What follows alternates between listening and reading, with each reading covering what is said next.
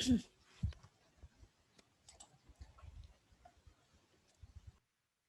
everyone. This is Lena Staten here, and I'm an AARP volunteer in Wailuku, Maui. Welcome to Fast, Healthy, and Ono Cooking. This celebrates Hawaii's very diverse cuisine. Tonight, we'll be cooking Filipino chicken adobo. Did you know that the first Filipino plantation workers began arriving in Hawaii about 1906? By the industry's peak in the early part of the century, they made up half of the plantation workforce. Currently, they are the fastest growing ethnic group in Hawaii and Hawaii's second largest ethnic group. So my father was in that plantation work group back in the early 1900s, and I am a product of that. Today's sponsors are Windward Community College and Kaunoa Senior Services on Maui, and of course, AARP.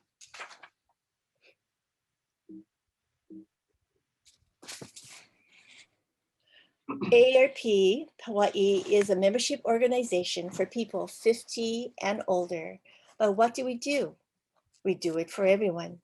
We hope that with this series, you will learn some techniques that you can use to build or maintain a healthy lifestyle.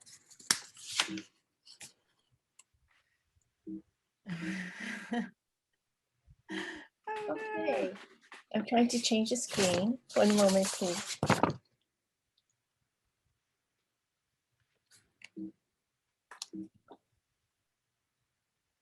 Jackie, you still there? Can you help me? Lena, just go ahead without the slides. Okay. So now let's do a bit of housekeeping. You should be seeing a picture of at the bottom of your screen, which you are not, but if you're on a PC, you'll see something at the top of your screen, and possibly on the same with your iPad. Everyone should be on mute while the session is progressing. We want you to submit a question for the chef by using the button that says Q&A and type your question. We will be monitoring the questions to make sure that chef gets your question and it gets answered. If you're watching on Facebook Live, you may type your questions and in our comments. We won't be using the raise hand command because questions will be submitted by Q&A. The chat command also isn't necessarily going to be needed unless you want to communicate a technical difficulty to the staff. Lastly, we're giving away 3 custom spice prizes from U'ala Leaf Cafe via random number drawing. And if you're chosen, you will receive notification from either Jackie or Bev Parker is on. You're probably familiar. Bev has co-hosted these cooking shows before, and they will get in touch with you. You will also need to reply back to let them know that you've received notification.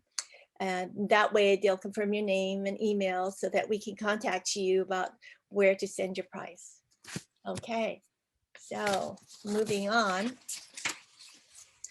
I'm going to hand the screen over to Chef Jeff Daniel, who will be leading us through this cooking demonstration.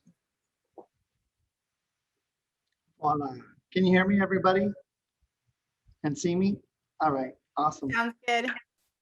Welcome, welcome. All right, thanks so much for that introduction. I appreciate it very much. And welcome to our class on Filipino chicken adobo. I wanted to sort of course, as we always do, talk about the ingredients and then talk about sort of the technique highlights or the culinary approach to what we're doing. Those elements that we can kind of build upon week after week and increase our skills in the kitchen and our understanding of the things that are taking place as we work through new recipes and some new techniques for folks. So let me really quickly just run through the ingredients and the techniques. I'm going to switch cameras really quick so you can get the overhead view and see a bit about what we're doing. So you'll see here, kind of just outline the techniques used in adobo. And primarily it's marinating. And if you've watched our series, then you know we've addressed marinating a couple times. The uniqueness of this recipe is that it's highly acidic, which we'll talk about in a second, but it's definitely a dish that is highly influenced by the marinade that we put together for it. Then it involves searing post-marinade. So that allows for some caramelization of the chicken, or if you were using pork or some other protein, it would be in the same line as that with the searing. And then we add the liquid back to it, and we end up with the simmering that's taking place. So in terms of the culinary elements, the acidity is really probably the most unique aspect of this recipe or this technique. There's a very solid amount of vinegar used in the dish. The ratio depends on your preference, but it comes through very strongly in the finished dish. And I'm going to talk to you a little bit about vinegars here in a second, the ones that you might have in terms of options. Also, the sodium, which you're going to get from the soy sauce. Now, you can use reduced sodium soy sauce if you're watching your sodium intake. So we don't add additional salt to this recipe. It's already in there. As a matter of fact, the water that we add is in part to reduce the sodium and the saltiness of the soy sauce as we do the reduction. And then the last part is what we're really shooting for, right? Is that flavor balance and trying to figure out, what it is that we like in our finished product. So whether it's, a chicken adobo, and today we're using boneless, skinless chicken thigh, which is always a foolproof chicken cut to work with. This could easily, though, be legs or bone-in thigh, quartered chickens. The only challenge or the only cut that I might say you want to be aware of and possibly avoid would be like the chicken breast, because it's a very lean cut. And though it would absorb the marinade really well, and it would become very flavorful, it would just have a tendency to be on the dry side because there's not a lot of fat in the muscle structure itself. So I might not recommend using the breast for this particular recipe. Of course, you could also use pork, cubed pork. This chicken is just a boneless thigh. I left it whole. It could easily be cut into smaller pieces. If you're in more of a hurry, feel free to do that. But that's the item that we're working with today. And then, of course, the other items in the recipe are some onions. And these I cut julienne. These I left halves. I might dice some up and throw them in as we get going. We've got a little bit of sugar, and that is optional. You could really remove that sugar if you're trying to stay away from carbs or reduce your calorie intake. You've got the peppercorns. And in this case, I'm using whole peppercorns, but if you don't like that crunch of the whole peppercorns in the finished dish that most of us have tried, you could easily substitute that with chili flakes or just ground black pepper. You'll still get the flavor, maybe a little bit of heat, but you don't get the texture and the crunch, or they actually soften a little bit, but some people don't like that flavor, the whole peppercorns. And then, of course, we have the bay leaf that would go in. I've got garlic, and here I kind of have it three ways, actually. The whole, which would be fine for a longer cook. If we were doing this 20 to 30 minutes with bone in, whole garlic would be fine. This one I just smashed. So I laid it on my cutting board, flattened my knife across it and slapped it down. So it just crushed it, but kept it somewhat whole.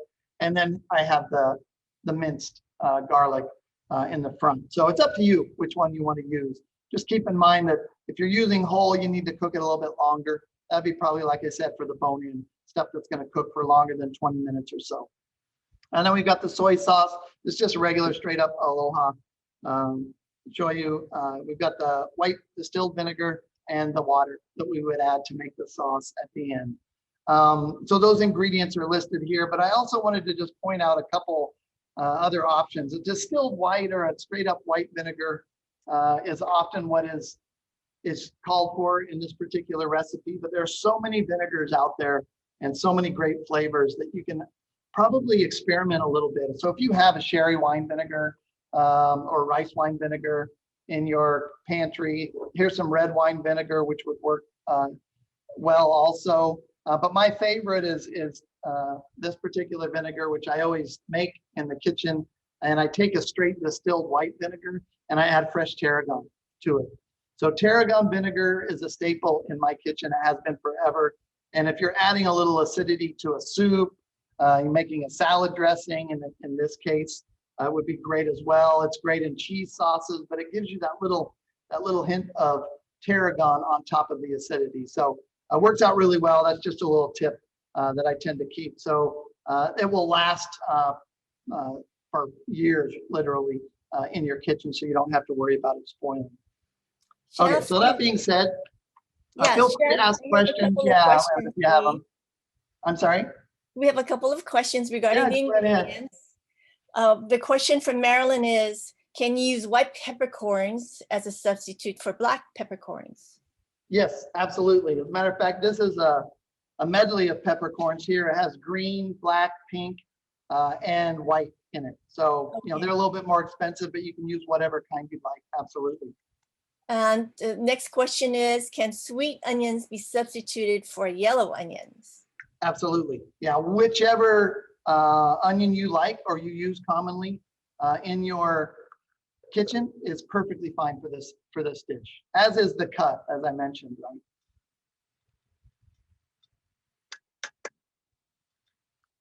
I'm just adding these ingredients in here. I'm going to set aside the whole garlic because this dish is going to be quick and we're not going to spend the time because we have a short window here. But it worked great for the one that I pre-cooked in advance over here. So keep that in mind. And then in the bowl, I'm just adding, you know, to the chicken, the primary ingredients. And then I want to make sure that I mix it up a little bit. You know, you could mix this in advance in a bowl with a whisk or something, but I find if you just give it a little stir, because of the liquid and the quantity in there, it blends very well. Because I have a little sugar, I just want to make sure that that gets circulated and dissolved a little bit. And what you can do also, if you wish, and you make that in advance, that allows you the opportunity to then taste your marinade that you're making for it. Maybe make adjustments to the salt or the shoyu or the saltiness of the shoyu or the sugar or the vinegar. You can make adjustments. You probably don't want to come in and taste the marinade once the raw chicken is in there. So if you want to make sure that the flavor is where you want it, just mix that separately and then come back, taste it, and add the chicken afterwards. Okay. So that's where we need it to be. I'm going to just swap it out with one that I have here already done. I'll throw in these crushed garlic. Is it And okay yeah, feel to free to use, ask questions.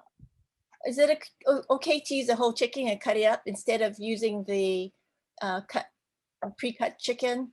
Yeah, absolutely. Yep, definitely. And I think Jackie mentioned something about no skin versus skinning the chicken. You have anything Yeah, to say? if you're watching your fat intake, obviously, skinless is probably better. Now you're going to get a fair amount of fat on your thighs and your chicken thighs, that is. So you can trim that off because it will cook out and you will see a layer of fat on the top of the dish when it's finished. And if you're really trying to avoid that, just trim up those thighs and you won't have to worry about it. Okay.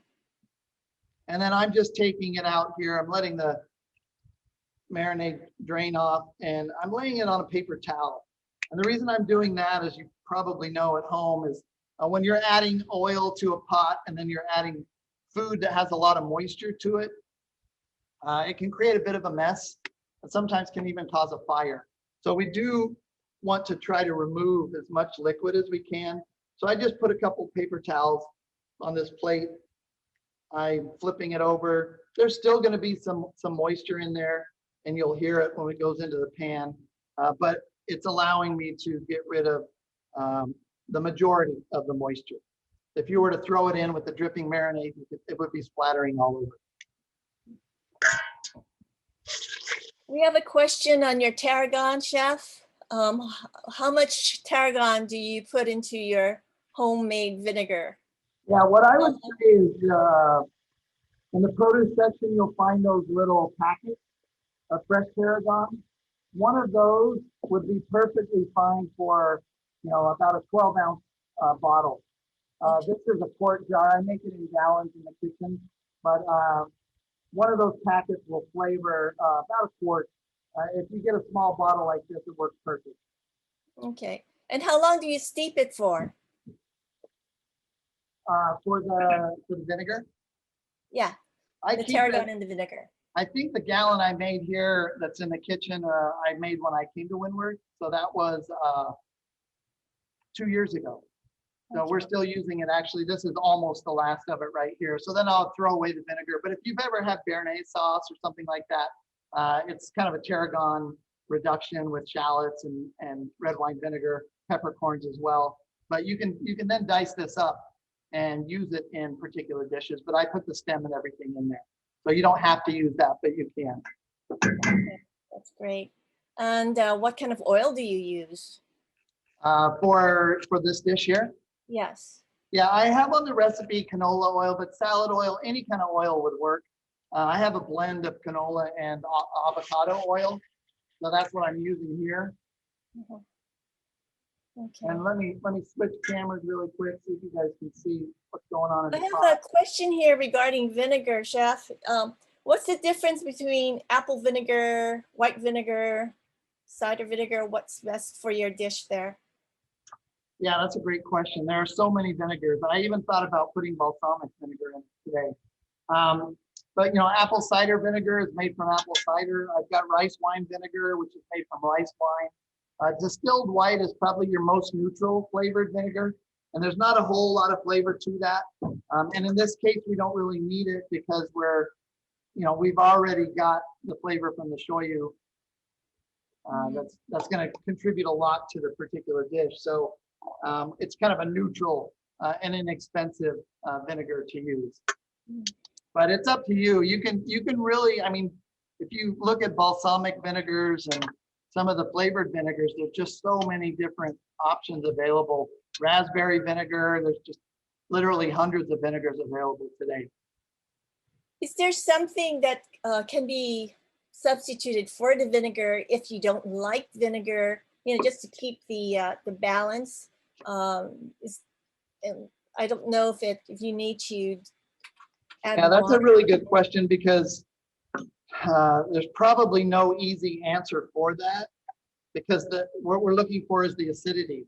So if you think about it, what could you use instead of vinegar for acidity? You'd probably have to turn, I'm going to just add these diced onions too. This might be a little onion heavy, but I like onions, it's okay. And I'll let that cook for a second. So, lemon juice, lime juice, maybe, if you have a grapefruit tree, some fresh grapefruit juice might be really good. It's a little acidic, but not quite as much. And remember, a lot of the acidity cooks out, especially if you're doing a long process of cooking, cooks out over time. So you can then reduce the amount of acidity that's in the taste of it as it cooks, but you will still get that flavor coming through with the classic adobo for sure. And how important are onions to the dish and also the bay leaf? Oh, that's, yeah. To me, onions are like important to every dish almost. And I have green onions on the recipe as well. I'm going to use that as a garnish at the end. But to me, it's as basic as, it's part of mirepoix, part of classic cooking. There are far fewer dishes that don't call for onions or don't work well with onions than there are that do. So I think it's super important. But if you don't like them, you can easily leave them out and get creative. That's one of the things that we want to try to make sure that people are encouraged to do. You're going to be marinating this, and maybe instead of vinegar, you use grapefruit juice. You're going to be searing it, or maybe you're in a hurry. There's recipes I've read where everything just goes in the pot, you turn it on a simmer, and you cook it for an hour and a half. So you can skip a couple steps. But each of the things that we do kind of adds an element to the finished dish. And as long as you understand what it is that you're taking away or what it is that you're adding to it, then you can start to kind of be the master of your own destiny in the kitchen. Okay. One question here is regarding the marinade. How long do you marinate, and does it need to be refrigerated as it marinates? That's an outstanding question. This particular one, I put on there an hour or 1 to 2 hours, roughly. I wouldn't go a whole lot longer than that. I would go less than that even if you were to use small cut pieces of meat. Because you have to keep in mind this is a highly acidic marinade. So due to that fact, you know, like ceviche or whatever, a lot of the dishes that are made without cooking at all, they're only using acidity to cook the protein. The chicken will begin to cook if the acid level is high enough. So you have to watch that. I wouldn't marinate this for a day. I would just do it for a shorter period of time, up to 2 hours, depending on the size of the chicken or the cuts of pork or whatever you're using. Yeah. And then Vel is asking, what did you put in after the onions into the pot? I put the, oh, you mean, two different cuts of onion. I had the julienne onion, then I cut some regular onion, just in small dice, and added it to it. And then I poured in the marinade to let it simmer. And I'm adjusting the heat a little bit.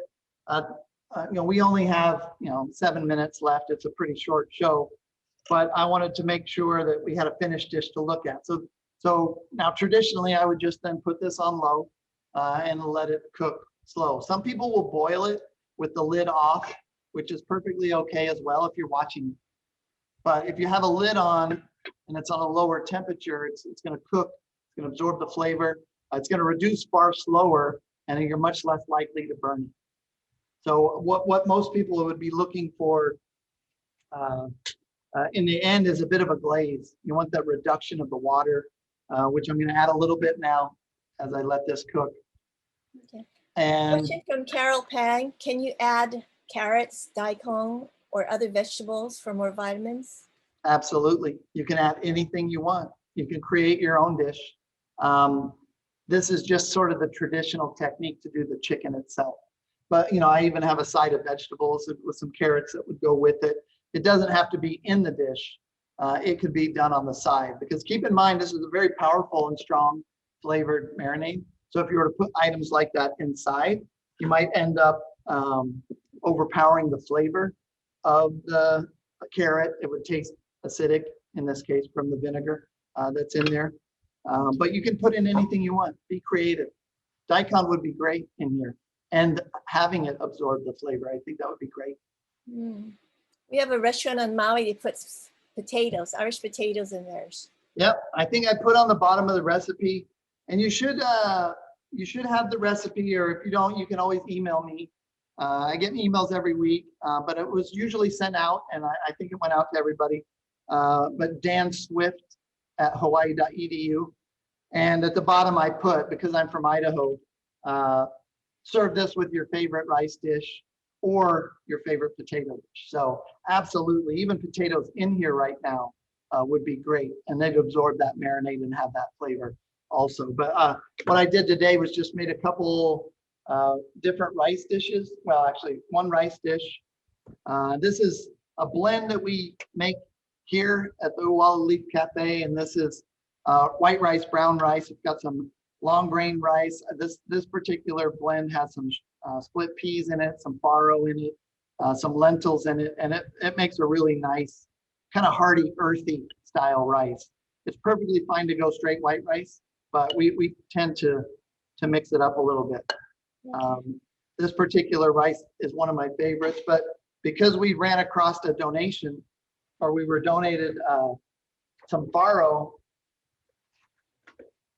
which is a type of wheat, I made a batch of this. It's a larger whole grain wheat that's soaked and then cooked like rice. I cooked it in the rice cooker. So you just need to follow the directions on the bag. Beautiful. And I toasted this first in a saute pan with a little bit of smoked paprika and peppercorns. And then I toasted it so that the paprika released its flavor. The farro got toasted a little bit, and then I threw it in the rice cooker, topped it with some onions, and cooked it like rice. So this is the one I'm going to serve. Chef, I'm having a question from Laura. What interesting cooking appliances are you using? Well, I have the very famous Instapot.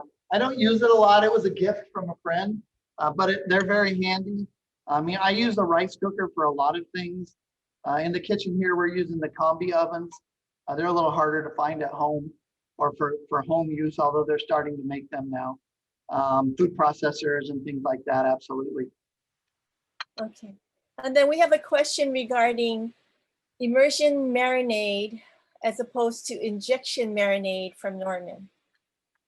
Yeah, in terms of the difference, Yes. yeah, you can, I mean, when you're doing mostly like barbecues and things like that is where you'd see the injection marinade. And that's just normally, not always, but normally used when you're dealing with cuts of meat that are much larger. So if you're doing with a large brisket or something like that, a lot of times they'll call for an injection of the meat. And it's no different than when you're getting a shot in the arm yourself, right? So through osmosis, the marinade will spread through the cell structure, through the cell membrane, and throughout the muscle tissue. When you're doing it the way we were doing it with the chicken here, and it's soaking, then it just permeates from the outside in. So if it's too large, then you're not going to get into the center there. So you have to be a little bit careful.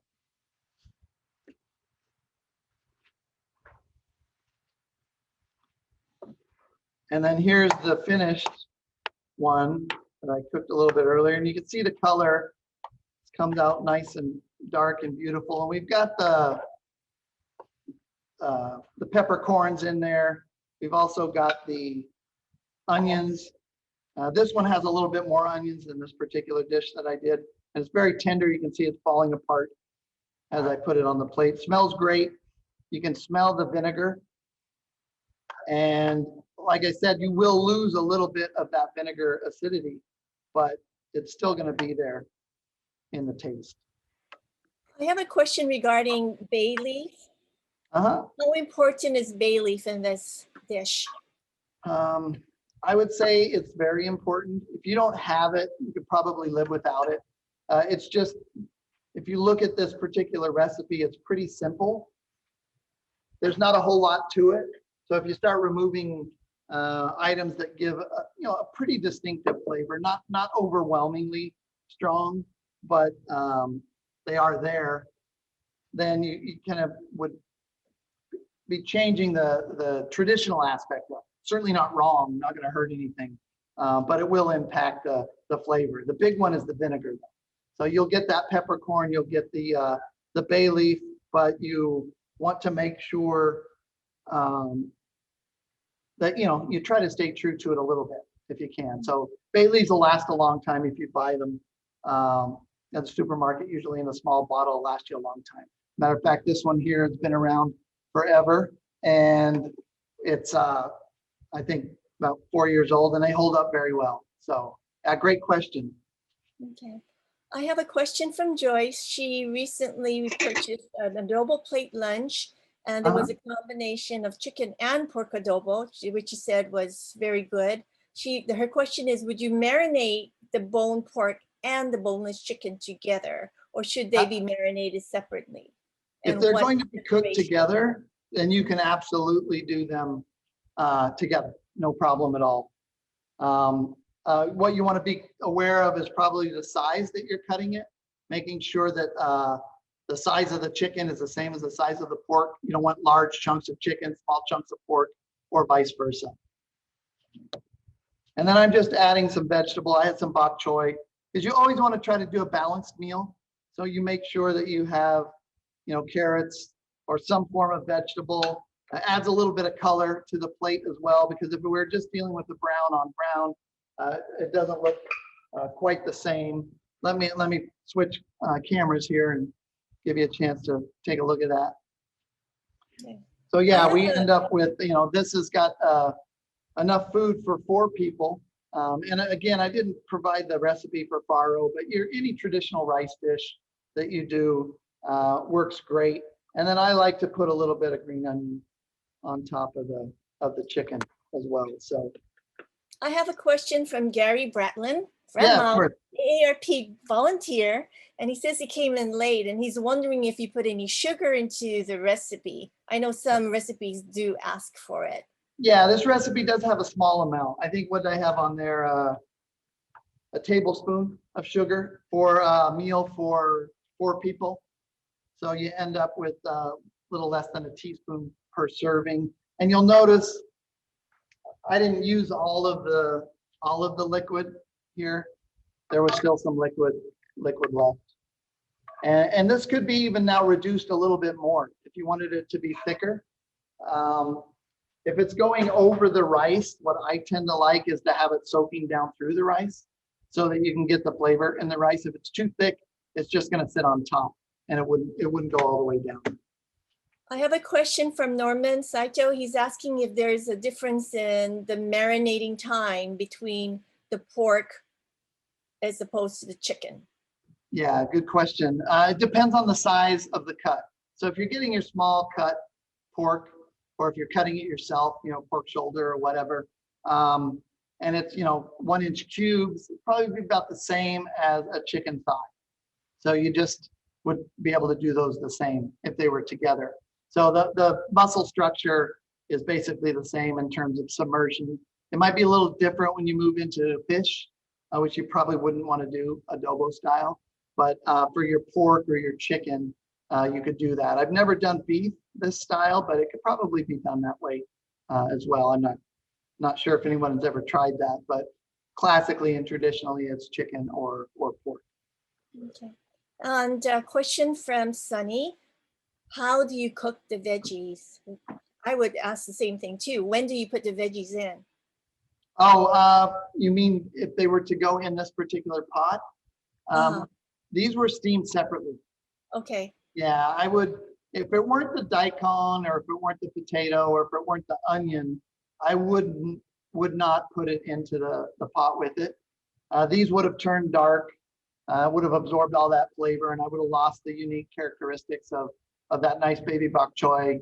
And these are fresh Oahu grown baby carrots. So, I want a little bit of contrast. So as we get a final plate or a finished dish on the table, you should always have, here's your primary profile, flavor profile with the acidic and shoyu-based marinade that went with, in this case, chicken.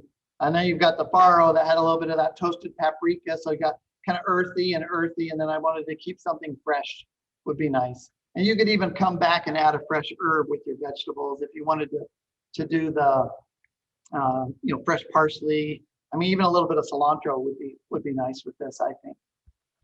Okay. And then I have a question from Cindy. She's asking, how do you reduce the sauce? How do you what? I'm sorry? Reduce the sauce. Yeah, you take a look here what I've got going on. If you look in the pot that's cooking, I have it on high right now. Normally, I never boil proteins personally.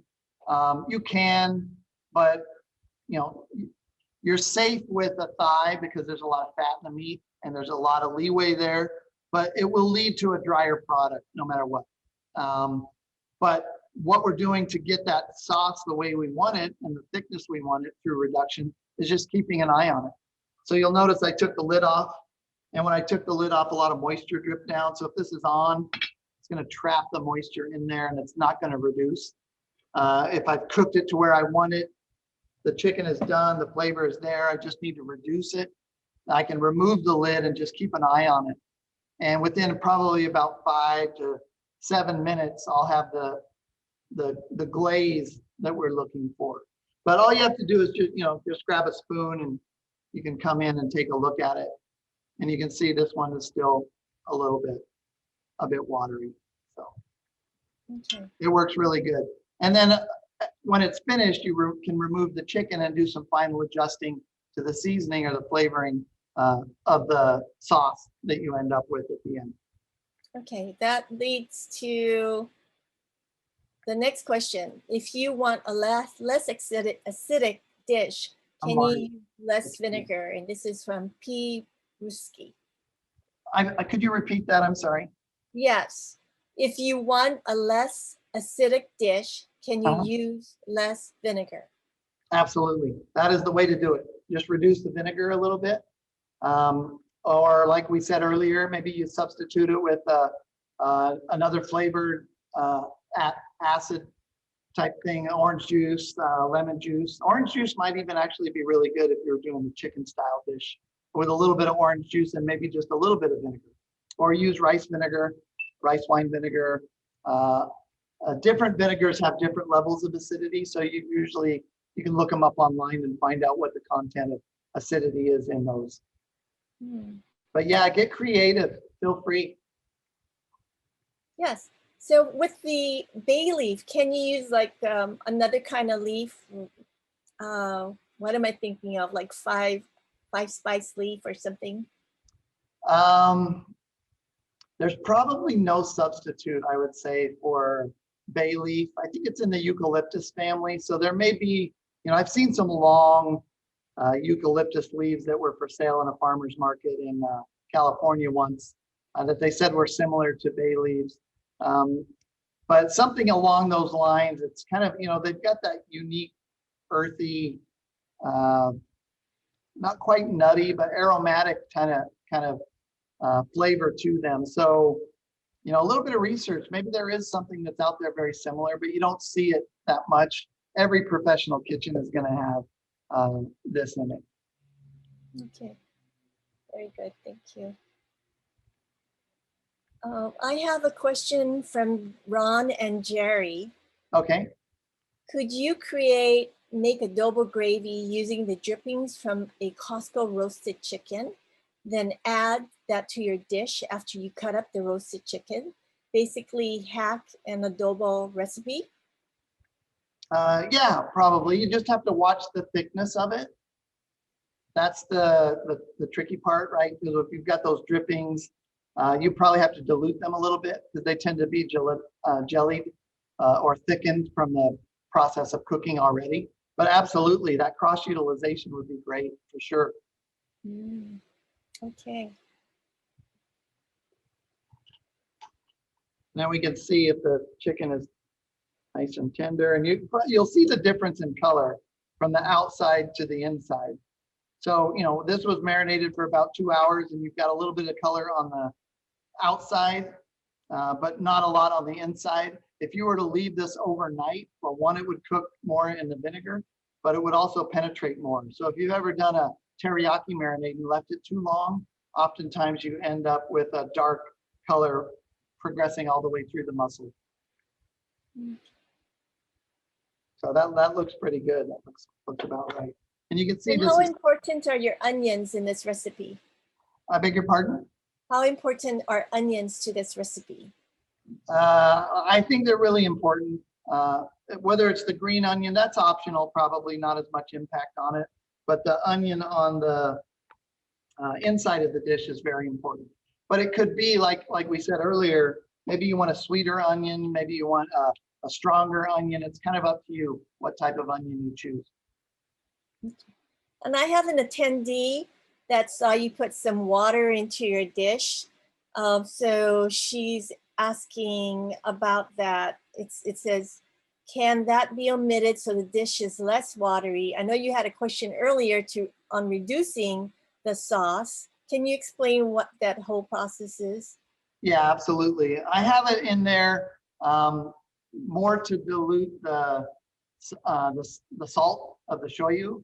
So what you could do is just eliminate that on the back end, and you might make an adjustment to the shoyu that you're putting into the marinade. So maybe instead of half a cup of shoyu, you do a quarter cup shoyu and a quarter cup of water. Okay. So you don't use any kind of salts or anything because the soy sauce has salt in it. Yeah, it's absolutely. already flavorful. Yeah, you don't need that at all. Okay. Can you hang on 1 second? Sure, no problem. Thank you. We have a delivery. I'm sorry. They called and said they weren't coming. I'm sorry. Sorry. No problem. Come back in 10 minutes. All right. We had a delivery canceled, but I guess they're here, so that's okay. We're all good. Okay. Were there other questions?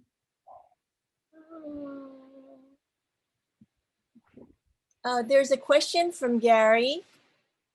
And he entered late, as you recall. He Yep. asked, did you say by marinating it longer, it makes the sauce chicken darker? By darker, he means brown.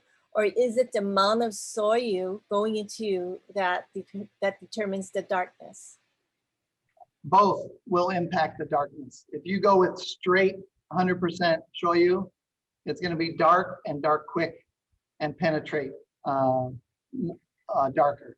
So if you're adjusting the amount of shoyu by adding the vinegar and adding the water, you're obviously diluting that intensity, and it won't get quite as dark. Now this was cooked and reduced in the kitchen, so that's why it took on that darker color.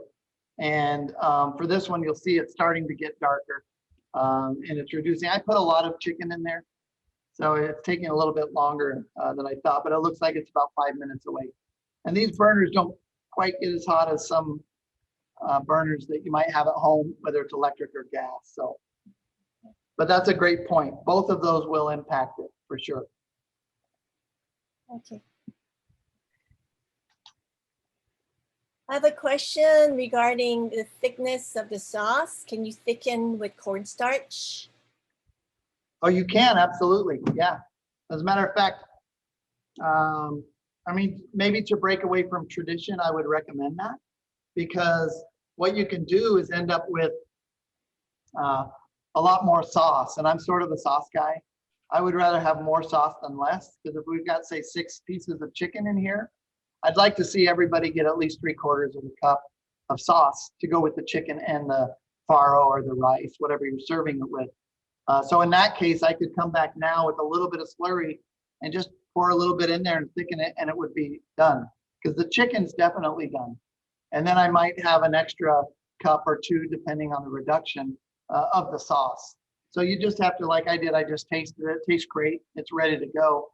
I could thicken this now and use it as the sauce with the dish at the end.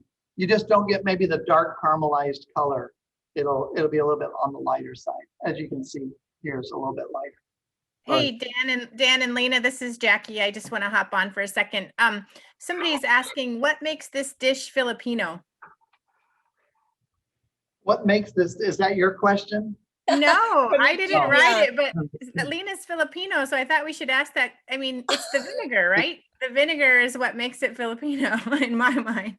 But what do you think, Lena? I'm not Filipino, but I can answer based on research. But I don't know if you want to say something. It's the adobo means to marinate, or it means sauce in Spanish, right? So as we know, the Philippines were part of Spain for centuries, and there's a heavy influence there. So the word was changed slightly. I can't remember if it ended with an A, but there's a term for it, with adoba or something. And that was the term that was given to this particular dish because of the sauce and the marinade that is used in it. So to make it classic adobo, you need that marinating process. And that's the way the name came about, from the Spanish roots, like many of the names and terms in the Philippines. Thank you. I love the cultural question. We're about out of time now. Lena, is there 1 or 2 last questions you want to ask before we end this? I have a question from Norman Saito. What is the rule in cooking, whether to use flour or cornstarch to thicken a sauce? Yeah, for most of your traditional Asian recipes will call for a cornstarch. The main difference is the transparency and the shine that you get from cornstarch as opposed to flour. Flour would work. If I use flour, I tend to make a roux, so I'm using some form of fat, clarified butter, oftentimes even an oil, and I mix those 2 together, and then I'm adding that to cook it. But I mean, aside from, and it won't be as clear, right? So if we ever have a sweet and sour pork or a lot of your classic Chinese style dishes, they have that nice, beautiful glaze that's clear. You won't get that with flour. It's cloudy. but it wouldn't probably matter so much for this particular dish. And you can dissolve it in water, but flour and cold water, always use cold water for starches or tapioca, any starch, honestly. Try to use cold water, but it's more likely to lump up on you in the mixture itself.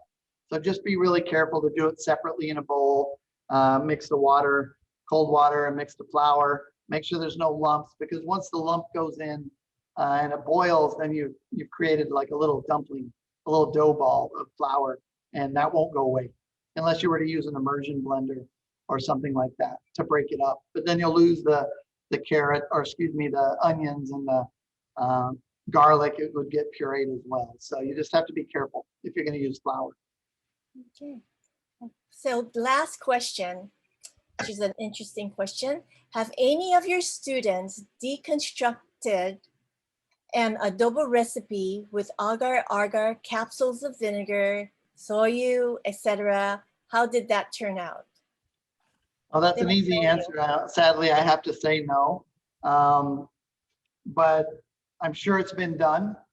And as a matter of fact, a graduate from KCC that just came to visit me here at WCC not long ago was explaining a recipe that he won a contest. We should be proud. He was in the news for it, and an internship in 3 parts of the world, in South Africa, in Europe, and somewhere in Asia, like a month with a chef in each of these places, based on a deconstructed lau. And he kind of broke it apart and did it in a fancy way. So yeah, spherification or some of the more modern techniques applied to this classic dish, I think would be outstanding. I hope we have time for one more question. How do you get flavor to permeate through the chicken? Sometimes my chicken adobo is dry. What am I doing wrong? This is from Helen Oshiro. Well, 2 different things there. If it's dry, it's probably boiled and boiled for too long. So a thigh is almost foolproof. If you're working with the chicken thigh, it's nearly impossible to make it dry. It can be done, but it takes a lot of work. So you can cut back on the cooking if you're using chicken thigh. If you're using breast or something like that, it'd be very common for it to be dry. So you need to look at the amount of time that you're cooking and the cut. So your marinade in this case is not really adding any sort of fat or a little bit of moisture to the protein, to the meat muscle tissue itself. Your controls come in temperature and time for the most part. So if you pick the right cut and you go for the right amount of time, only until it's done, you don't need to go too long. It should turn out moist.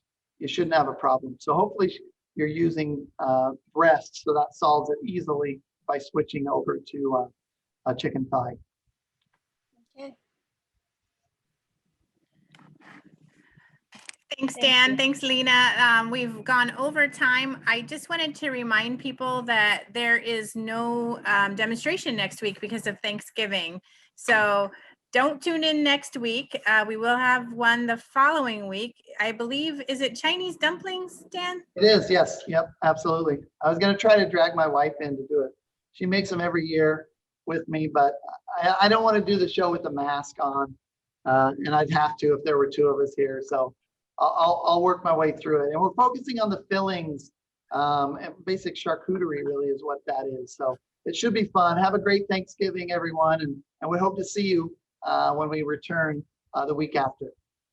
And also thanks everyone who participated in our survey. We really appreciate it. And you'll be happy to know that the top interest was in appetizers / poo-poos for the beginning of next year. And we are potentially going to be doing a holiday program on, is it the 17th, Dan, of December? Yeah, I believe the so. 17th. So yeah, kind of a quick, easy holiday. Yeah. Quick, easy Thank holiday. you so much, everybody. Have a good one.